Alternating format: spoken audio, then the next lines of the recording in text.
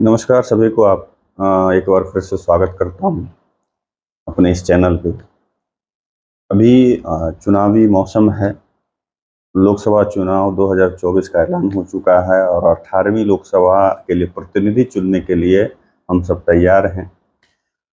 और इस बीच में क्या होता है कि ये जो चुनावी मौसम चल रहा है तो बहुत सारे किस्से सुनने को, पढ़ने को, देखने को मिलते हैं और मिल रहे हैं, जिससे कि हम आप रूबरू हो रहे हैं। उसी कड़ी में एक किस्सा आप लोगों से साझा करना चाह रहा हूं, जिसमें कि भारत के पूर्व प्रधानमंत्री इंद्र कुमार गुजराल जब संजय गांधी से भिड़ गए थे और कहे थे कि मैं तुम्हारा नहीं, तुम्हारी मां का मंत्री हूं। ये किस्सा क्या है, ये कैसे हुआ, कब हुआ, ये आप लोगों से साझा करने जा रहा हूं। आप आगे अपनी इस वीडियो में आप लोगों से साझा करूंगा, बताऊंगा कि आखिर संजय गांधी और इंद्र कुमार गुजराल में ऐसी क्या बात हुई थी, इतनी क्या ऐसी कौन सी बहस हो गई थी जिसमें इस तरह की बात करने की नौबत आ गई थी। आप लोगों ने अभी तक अगर मेरे चैनल को सब्सक्राइब नहीं किया है तो आप लोग एक बार सब्सक्राइब कर दें, अपना प्यार दें, आशीर्वाद दें। तो चलिए, आज हम लोग इस किस्से को आपसे मैं साझा करने जा रहा हूँ, जिस किस्से की मैंने बात करी। ये बात उस समय की है जब राजनीति में संजय गांधी काफी सक्रिय हुआ करते थे और इंदिरा गांधी के मंत्री मंडल में इंद्र कुमार गुजराल मंत्री थे। उस समय कुछ ऐसी घटना घटी जिसमें कि गुजराल साहब और संजय गांधी साहब में एक बहस हो गई, गर्मा गर्म बहस हो गई। और बहस के बाद गुजराल का मंत्री पद भी गंवाना पड़ गया था और मैंने या यूं कहें हटा दिया गया था। इंदिरा गांधी ने उन्हें हटा दिया था सिर्फ इसलिए कि संजय गांधी से उन्होंने बहस कर लिया था। वह इसलिए उनको हटाया गया था कि संजय गांधी की मनमानी जो चलती थी, उस मनमानी को उन्होंने मानने से इनकार कर दिया, अस्वीकार कर दिया। उनकी मनमानी को स्वीकारने के लिए ये तैयार नहीं थे। इसी वजह से इंदिरा गांधी ने उन्हें मंत्री पद से हटा दिया। जग्गा कपूर की किताब white price पर्जरी facts of the Shah commission के अनुसार संजय गांधी और इंद्र कुमार गुजराल के बीच पहले भी बहुत बहस हुई थी, लेकिन तब इंदिरा गांधी ने मामला शांत करा दिया था। दूसरी बार जब दोनों के बीच में बहस हुआ तो इंद्र कुमार गुजराल को अपने मंत्री पद गंवाना पड़ गया था। एक्चुअली ये जो बात हुई थी आकाशवाणी को लेकर करके बहस हुई थी दोनों के बीच में। इंदिरा सरकार में इंद्र कुमार गुजराल सूचना और प्रसारण मंत्री थे। इमरजेंसी तब लगी थी और संजय गांधी प्रेस पर भी पूरा नियंत्रण चाहते थे। जैसा कि हम लोग पढ़ते आए, सुनते आए हैं कि उस समय हर चीज पे सरकार जो है नियंत्रण, खास करके यूं कहें कि इंदिरा गांधी और उनके बेटे संजय गांधी अपना नियंत्रण कर चुके थे, नियंत्रण चाहते थे। उसी कड़ी में ये किस्सा है। इस इमरजेंसी के दौरान संजय गांधी ने इंद्र कुमार गुजराल से कहा था कि आकाशवाणी के बुलेटिन प्रसारित होने से पहले उन्हें दिखाया जाए। मतलब कि संजय गांधी इंद्र कुमार गुजराल, जो कि उस समय सूचना एवं प्रसारण मंत्री थे, उनको उन्होंने कहा कि जो भी बुलेटिन प्रसारित होगा उसको आप मेरे समक्ष लाइए, मैं देखूंगा और जब मैं अप्रूवल दूंगा तभी जाकर करके ये प्रसारित होंगे। ये संजय गांधी ने इंद्र कुमार गुजराल को कहा। इंद्र कुमार गुजराल ने ऐसा करने से मना कर दिया था। मंत्री के नाते उन्होंने तब कहा था कि वह खुद भी कोई बुलेटिन प्रसारित होने से पहले नहीं देखते हैं, तो मैं आपको कैसे दिखा दूं। यही वजह रही कि संजय और गुजराल के बीच में बातचीत गरमाने लगी। तो बगल के कमरे से इंदिरा गांधी आई और उन्होंने कहा कि इस विषय पर बाद में बात की जाएगी। ये कहकर दोनों के बीच में जो गहमा गहमी, जो बहस हो रही थी, उसको शांत करवा दिया गया। ये इंद्र कुमार गुजराल और संजय गांधी के बीच में पहला बहस था। उसके बाद जब दूसरी बहस हुई जिसमें इंद्र कुमार गुजराल को अपने मंत्री पद गंवाना पड़ा, या यूं कहें कि उनको मंत्रिमंडल से बर्खास्त कर दिया गया, ये उस दिन की बात है कि जब इंद्र कुमार गुजराल ने वीर सांघवी को दिए इंटरव्यू में संजय गांधी के साथ हुई बातचीत के बारे में बताया था। वीर सांघवी की किताब mandate bill of the people के अनुसार गुजराल को प्रधानमंत्री आवास बुलाया गया था। वह सुबह 10-11 बजे के करीब वहां पहुंचे तो इंदिरा गांधी कार्यालय निकल चुकी थी। उनको, मतलब उस समय के सूचना प्रसारण मंत्री इंद्र कुमार गुजराल जी को पीएम आवास बुलाया गया था। और जब वो वहां पहुंचते हैं 10-11 बजे के आसपास, तो इंदिरा गांधी जो है कार्यालय के लिए निकल चुकी थी। संजय गांधी उनका इंतजार कर रहे थे और इंदिरा का एक भाषण आकाशवाणी में नहीं चलने से नाराज थे। तो बात को यूं समझें कि एक्चुअली इंदिरा गांधी ने नहीं, संजय गांधी ने इंद्र कुमार गुजराल को बुलवाया था प्रधानमंत्री के नाम पर। अगर इसको ऐसे समझे, साफ साफ शब्दों में आप समझना चाहें तो साफ साफ शब्दों में यही था कि इंदिरा गांधी ने नहीं बल्कि संजय गांधी ने बुलाया था। और जैसा कि हम लोग सुनते पढ़ते आ रहे हैं कि उस समय इंदिरा गांधी के साथ साथ नंबर 2 की हैसियत उस समय संजय गांधी रखते थे और बहुत सारे निर्णय संजय गांधी के हिसाब से ही होते थे। संजय गांधी जो चाहते थे वही वहां पे फैसला लिया जाता था। तो उस समय संजय गांधी ने इंद्र कुमार गुजराल को प्रधानमंत्री आवास पर बुलाए और जब वो पहुंचे, एक्चुअली उनको जो मैसेज दिया गया था गुजराल साहब को कि प्रधानमंत्री जी ने बुलाया, लेकिन जब गुजराल साहब पहुंचते तो इंदिरा गांधी अपने कार्यालय की ओर निकल जाती हैं और जब वहां पहुंचते हैं तो उनको पता चलता है कि भाई एक इंदिरा गांधी जी का एक भाषण था जो आकाशवाणी पे प्रसारित नहीं किया गया था, जिसके चलते संजय गांधी नाराज थे। उन्होंने गुस्से में कहा कि ऐसा नहीं चलेगा। संजय गांधी ने गुजराल साहब से कहा कि ऐसा नहीं चलेगा। इस पर गुजराल साहब बोले, मतलब यहाँ यूं कहे कि बोले थे कि जब तक मैं हूं ऐसा ही चलेगा।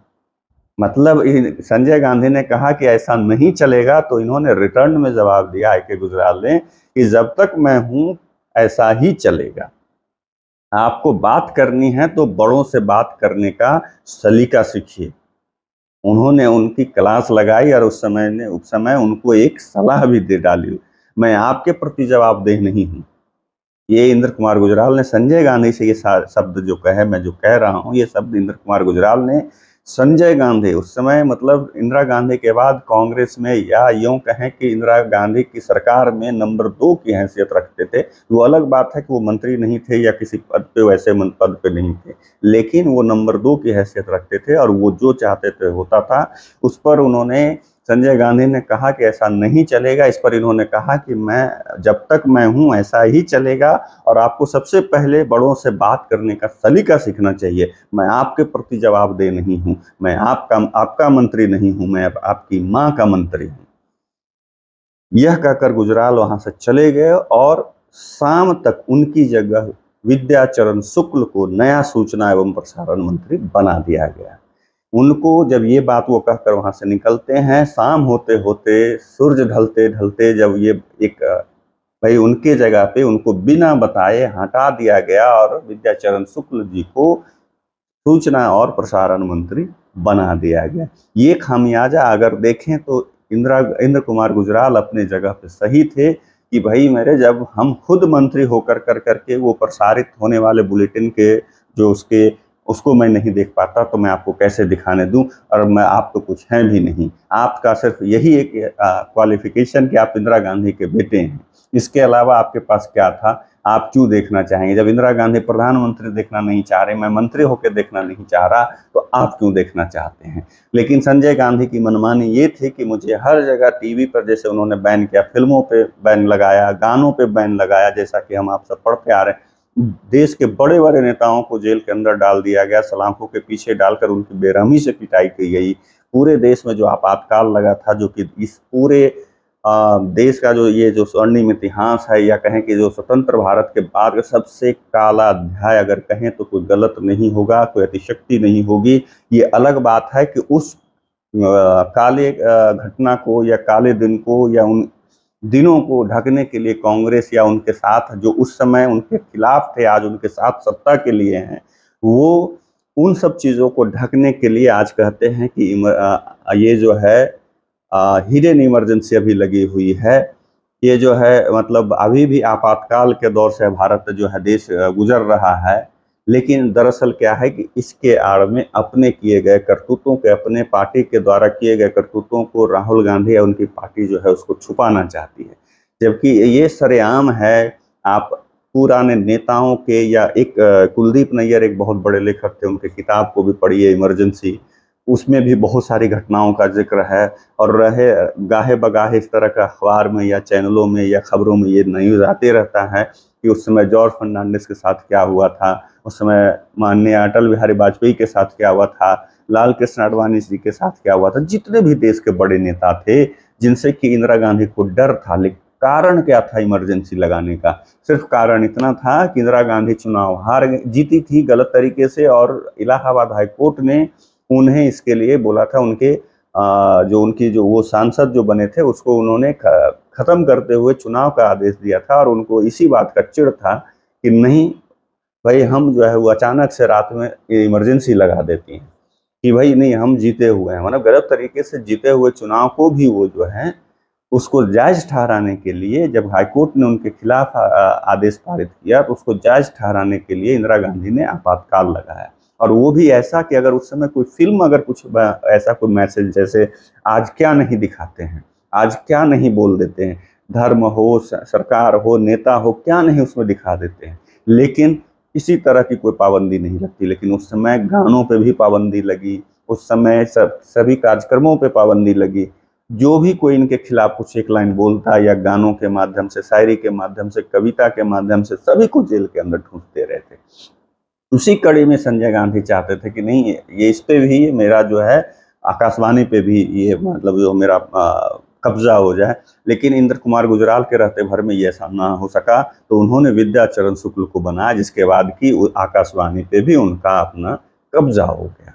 ये किस्सा है। और इन सब काले करतूतों को जो किए हुए गए हैं, ठीक है, कांग्रेस आज कहती है, या जो भी कांग्रेस के समर्थक हैं, या जो भी उस तरह के आजकल के सोशल मीडिया पे, या आपके अपने पर्सनल लाइफ में भी लोग वर्चुअल मीडिया पे, इसके साथ साथ मतलब जो ग्राउंड लेवल पे जो लोग मिलते हैं, जो कहते हैं बार बार कि नेहरू ने एम्स दिया, आईआईटी दिया। अरे भाई, उन्होंने दिया नहीं, अब उनके हाथ में शुरुआती दौर में बागडोर मिला तो उन्होंने उसकी नींव रखी। लेकिन उस समय से लेके आज से कुछ साल पहले कितना था, उसके बाद कितना हुआ, उसके बाद कितना, मतलब जितने भी प्रधानमंत्री रहे, उन्होंने अपने कार्यकाल में किसने कितना काम किया, इसके आधार पर तय करना चाहिए।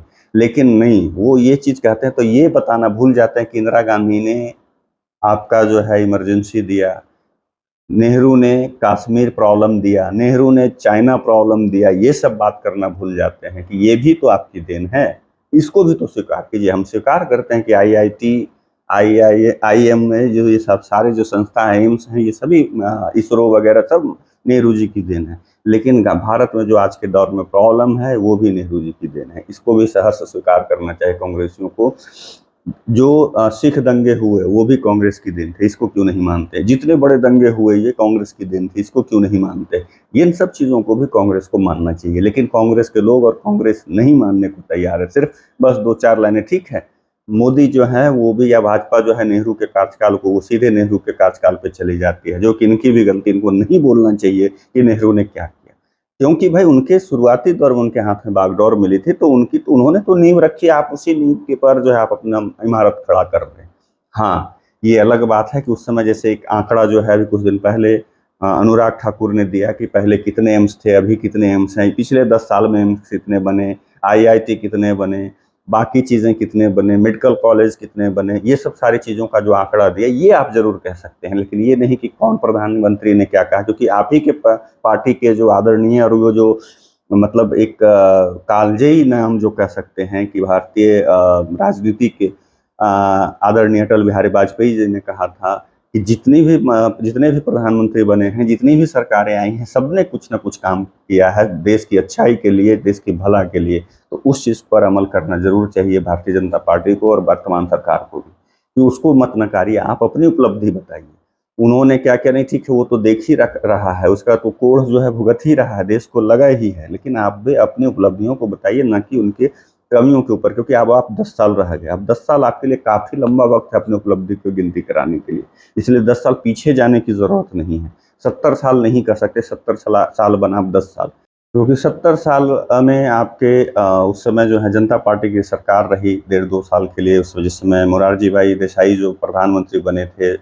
उसके बाद आप ही के समर्थन से बीपी सिंह की सरकार रही, आप लोग फिर वाजपेयी जी की सरकार रही। तो आप ये नहीं कर सकते कि 70 साल का 70 साल उनको जाए। इस 70 साल कह कर करके आप अपने भी प्रधानमंत्री को जो है उसमें शामिल कर देते हैं कि कुछ नहीं हुआ। मतलब आप, जबकि चतुर्भुज स्वर्णिम योजना जो है जो ये वाजपेयी जी की देन है। उनकी एक और जो है महत्वाकांक्षी योजना, शायद काश अगर वो पूरा हो जाता तो देश में सुखाड़ और बाढ़ की स्थिति खत्म हो जाती।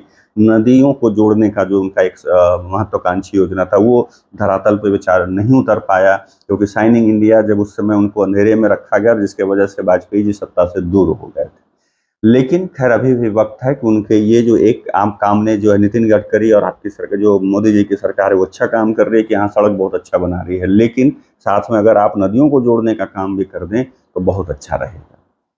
तो इस पर जो है थोड़ा सा जो है कांग्रेस को अपने गिरबान में झांकना चाहिए, और भाजपा को चाहिए कि अपने जो 10 साल की उपलब्धि है और वाजपेयी जी के शासन के साल जो उपलब्धि है, उन उपलब्धियों को बताइए, और बाकी प्रधानमंत्रियों के उपलब्धि जो है या जो भी उनके द्वारा कार्यकाल है उसके बीच में तुलनात्मक कीजिए, ये मत कीजिए।